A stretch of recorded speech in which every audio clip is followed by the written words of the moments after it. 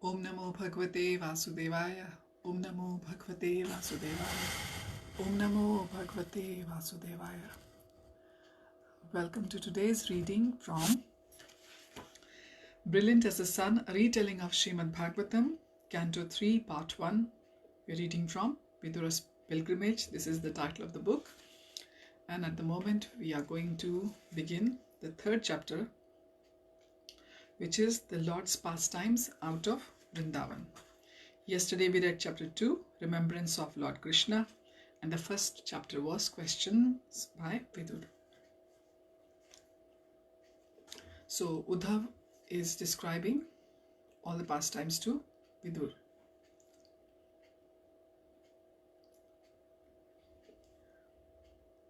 And Vidur, as you know, was the brother of Pandu and Dhritarashtra.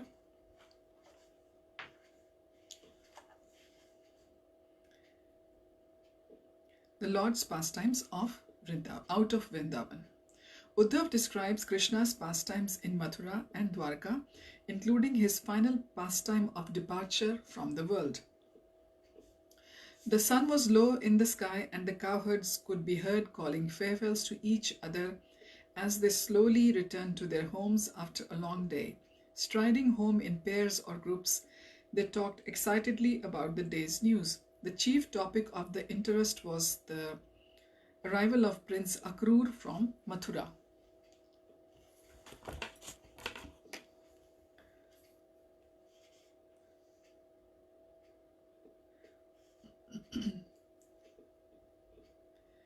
Why had the royalty come to their small hamlet, Vrindavan? Now, this reading is going to be from the first verse of chapter 3 from Srimad Bhagavatam. As we know, the readings we are doing, they are based on, it is actually a retelling of Srimad Bhagavatam. Just a humble recap to all of you. Meanwhile, Akrur was being warmly received by King Nanda, the head of the cowherd community.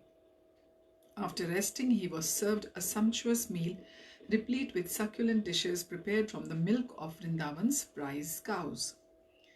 As the sky outside became dark, Akrur sat in Nanda's spacious reception room along with Nanda's two foster sons, Krishna and Balaram. Kamsa has found out that Krishna is Vasudev's son, he said. The cruel monarch has again arrested him along with his wife Devaki and cast them into the palace dungeon. Turning towards Krishna, he said, "The king has sent me here to bring you to Mathura to compete in a public wrestling match. He plans to kill you." Krishna and Balaram both chuckled, desiring to please his birth parents. Vasudeva and Devaki, who resided in Mathura, Krishna agreed to go with Akrur. "I shall come too," said Balaram, and Nanda also said he would go. When the other cowherds heard that Krishna was leaving, they also decided to accompany him. The next morning, great wagons were loaded with milk products to offer as tribute to the king Kamsa, and with Akrur's chariot bearing the divine brothers at the head, the procession set off. The cowherd girls and the women of Vrindavan wailed piteously to see Krishna go. But he promised them that he would soon return. The next day, Krishna and Balaram, accompanied by their friends, strolled along Mathura's broad streets, laughing and joking. They approached the vast stadium where the wrestling match was to take place. When he heard that the brothers had arrived, Kamsa felt his body tense up. Finally, he faced his nemesis. Now either he or Krishna would die. He turned towards the huge wrestlers who stood like so many mountains behind them. "You are the finest fighters in my kingdom. I have many times rewarded you with honor and wealth. The time has come for you to repay me. Go forth and kill my enemy." The powerful men glanced at Krishna, who stood arm in arm with his older brother Balaram. Standing amid their friends at the stadium entrance, the two youths were admiring their opulent surroundings. The leading wrestler, Chanur, chuckled No problem, my lord. They are just weak boys. Calling out a challenge to Krishna, the wrestlers strode down to the arena. Their thunderous steps shaking the earth, Krishna turned and calmly faced them along with Balaram. Despite the boys' slight stature and tender years, Kamsa's fighters began to tremble. On Kamsa's order, the fight commenced. With swift moves and astonishing strength, the two brothers killed the mighty wrestlers one after another. Those not slain fled for their lives. Kamsa leapt up, shouting to the ranks of soldiers surrounding the arena, "Drive these two boys out of Mathura, plunder their riches, kill Nanda, the traitor of Vasudev, and my father, Ugrasen." So we can see the kind of mixed up, confused existence Kamsa had, because he was fearful that Krishna is going to be the one who is going to kill him. So this is why he's ordering this killing of Vasudev and Ugrasen, who are his brother-in-law and father respectively. Krishna glared at Kamsa. He vaulted over the parapets to where the king stood, shouting his commands. Seizing him by the hair, Krishna dragged him into the wrestling arena and pummeled him to death with his bare fists. So Krishna didn't even use any weapons to kill Kamsa. He just brought his end with his fists only. Vasudev, Devaki and Nanda sat on the edge of their seats as they watched. To reassure them that Kamsa was dead, Krishna hauled his limp and bloodied body around the arena.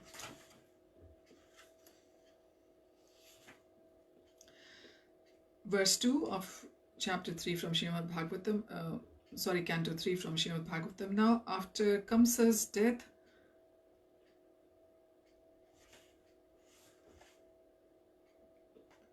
verse 2 from Canto 3, chapter 3. After Kamsa's death, Krishna and Balaram remained in Mathura with Vasudeva and Devaki, who arranged for their spiritual initiation from sage Garg. It was time for their education. Surrounded by armed guards from Mathura, they rode in a royal chariot to the ancient town of Avantipur, where the great teacher Sandipani Muni's school was located. Here Krishna and Balaram were trained in statecraft, military skills, the arts and many other disciplines. They proved to be highly adept pupils, mastering their lessons after hearing them once. In 64 days, they fully assimilated the entire curriculum comprising of the 64 arts and sciences required for the leaders. So Krishna and Balaram finished all their education in 64 days. So you can see Krishna and Balaram were the most exemplary students to have ever come. And why not? It's God and God's first expansion. Balaram is the first expansion of Krishna, so that's why. And just to give you a recap, that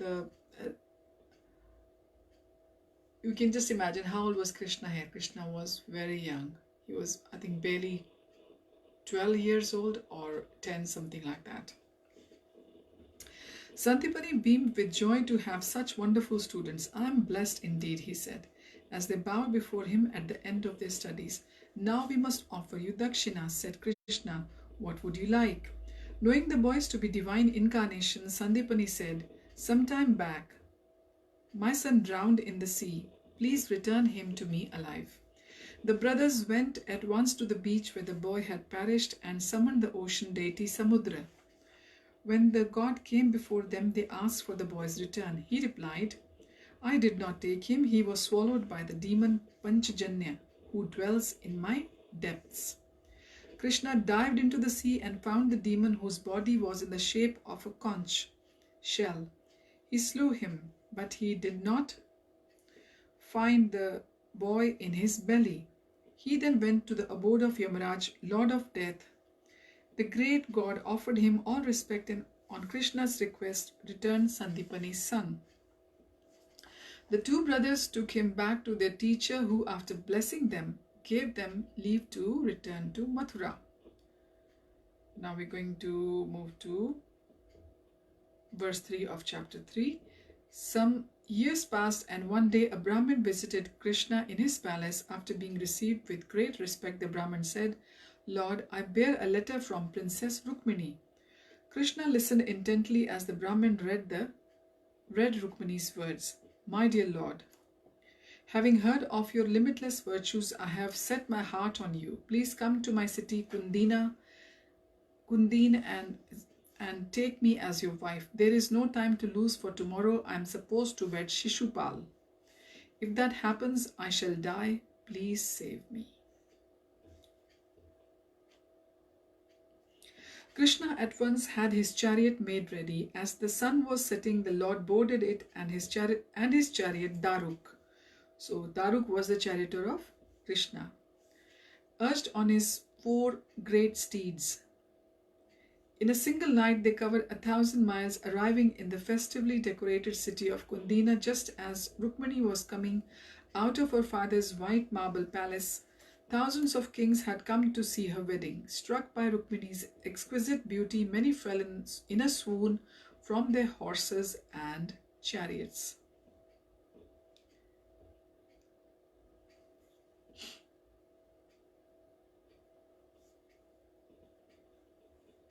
Surrounded by girlfriends and armed guards, the princess gracefully proceeded to the temple of goddess Durga to offer traditional respects before her marriage. Kneeling before the goddess, the anxious girl prayed that Krishna would become her husband. As she left the temple, she saw a handsome prince with the complexion of a dark monsoon cloud approaching her on his chariot. He was dressed in yellow robes decorated with sparkling jewels and garland of lotus flowers, and he sported a peacock feather in his golden helmet, which is the mukut, as we say.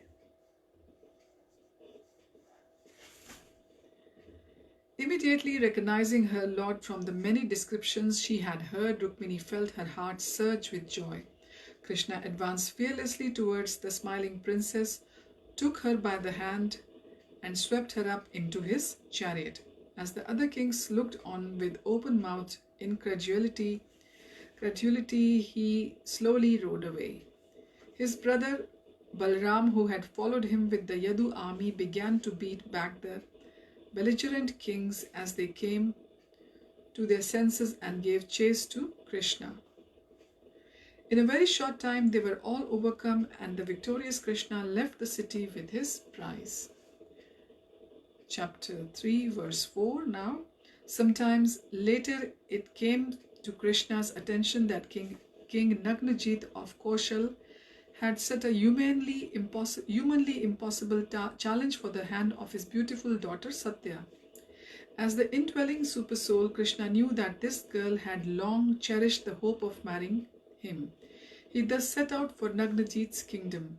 The pious king was overjoyed to see him, and after a fine reception he showed Krishna the test he had set. 7 huge ferocious bulls were kept within a great arena, and to win Satya's hand, Krishna had to subdue and tether them all. "Many hopeful kings and princes have attempted this test," said the king. "All of them were defeated by the bulls, their limbs and their pride smashed to pieces." Preparing to face the bulls, Krishna tightened his waist sash. "Be wary," said Nagnajit. "These animals are infuriated by the mere smell of a man." Krishna strode into the arena and at once expanded himself into 7 forms. Without difficulty he caught hold of each of the 7 bulls and roped them to the large stakes at the edge of the pen. Pen, as you know, is the place where they tie the bulls or the cattle. The beaming monarch brought forward his daughter and placed her hand in Krishna's As the newly united couple were en route to Krishna's kingdom, they were ambushed by the kings who had failed to win the princess. Showers of arrows rained down on Krishna, but Arjun, who had accompanied his friend, single-handedly drove back the antagonists. One day Indra, this is verses 5 to 9 now from chapter 3. One day Indra came to Dwarka seeking Krishna's protection. A powerful demon named Bhaumasur had attacked the heavenly planets. Amongst the many celestial items he had plundered were the jeweled earrings of goddess Aditi, the god's mother. This is the demigod's mother, Aditi. Hearing this complaint, Krishna, taking with him his wife Satyabhama, mounted his eagle carrier Garud and set off for Bhaumasur's kingdom, Pragjyotish. He smashed through the demon's heavily guarded fortifications, and after cutting off Bhaumasur's 5 roaring heads, recovered Aditi's, the earth goddess, Dharitri, by Krishna himself in his boar incarnation. At first, Narkasur had been devoted to the Lord, but by the association of the demon Bana, he became corrupted. So this Narkasur, the demon Narkasur, was son of Krishna and the earth goddess Dharitri, and in the beginning he was devoted to the Lord, but because of the association with the demon Bana, he became corrupted, and after killing Narkasur and enthroning the demon's son Bhagdata, Krishna took a tour of. So I always wanted to know this pastime or remember this by heart, but I think now I will. That Bhaumasur is Narkasur, and that's why they say that Krishna also had a demon son. So this was the demon son. Krishna took a tour of his palace. There he discovered 16,100 captive princesses. Now this is very interesting. Now Krishna took the tour of the palace of Narkasur. He enthroned Narkasur's son Bhagdata as the king, and he took the tour of the palace. And what did he find? There were 16,100 captive princesses. When they saw the Lord, they were enchanted. With great feeling, they entreated Krishna to marry them. Touched by Bhaumasur, no other man will now accept us in marriage, nor will our fathers welcome us. Therefore, kindly marry us and give us your protection. Krishna agreed and arranged for them to be carried in royal palanquins to Dwarka, where they were each given their own palace. So all 16,100 captive princesses were freed, and Krishna took them all in royal palanquins to Dwarka, where they were all given one palace each, and Krishna had married them. He then flew with Satyabhama to the heavens and returned goddess Aditi's earrings. While in Amravati, the god's opulent kingdom, Satyabhama saw the celestial Parijat tree. This is another sweet pastime. Captivated by its exquisite fragrance, Satyabhama remembered how Narad had once given her co-wife Rukmini a Parijat blossom. She asked Krishna if she too may have such a flower. So, because Rukmini had been given a Parijat flower by a Narad once, so Satyabhama, after looking at the Parijat flower in the heavens, she asked for one herself. Krishna, pleased with Satyabhama's devotion, smiled. Why are you asking for only one flower? I will give you a whole tree. He uprooted a Parijat tree, and after placing it on Garud's back, proceeded to Dwarka. Indra's wife, goddess Sachi, became enraged. How dare Satyabhama take one of their precious trees? She turned to her husband. Stop them, they are stealing our tree. Incited by his wife and forgetting Krishna's supreme position. So this is also interesting. Sachi, the wife of Indra, she got angry, and even Indra forgot that Krishna, who has taken this tree from their heaven, it is the supreme power, Krishna, Supreme Lord Krishna himself. So Indra, he attacked the Lord with the help of other gods. Without killing them, Krishna defeated them all. On returning from the heavens with Parijat, Krishna displayed his unrivaled mystic power of expanding himself into 16,100 times. He entered each princess's palace and married them individually in pompous ceremonies. Talking, joking, exchanging loving glances, Krishna lived with every queen simultaneously. Like the perfect husband in each of them, he begot 10 sons equal to them.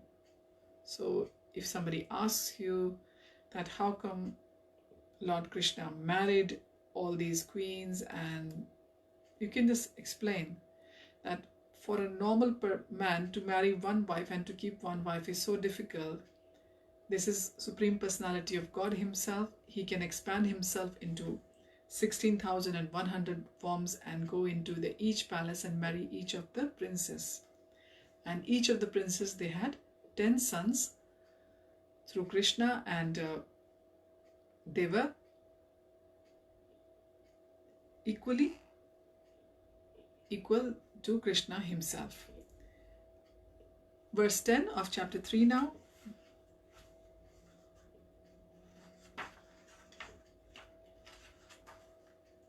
Meanwhile, after Kamsa's death, his 2 wives lamented piteously, sorrowfully beating their breasts. The princesses returned to their father's palace in Magad.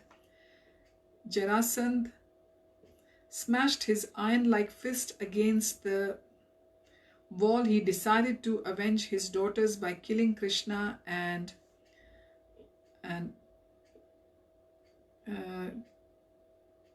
the entire Yadu dynasty. So who is Jarasandh? Jarasandh is the father-in-law of Kamsa. 17 times he marched on Mathura with a vast army. Each time Krishna destroyed his forces but spared his life. So this is what Krishna did when Kamsa's father-in-law Jarasandh, he attacked Krishna 17 times. Krishna finished his forces, destroyed his forces, but spared the life of Jarasandh each time. When Jarasandh attacked Mathura for 18th time, the Yavan king Kalyavan simultaneously besieged Mathura with 30 million soldiers.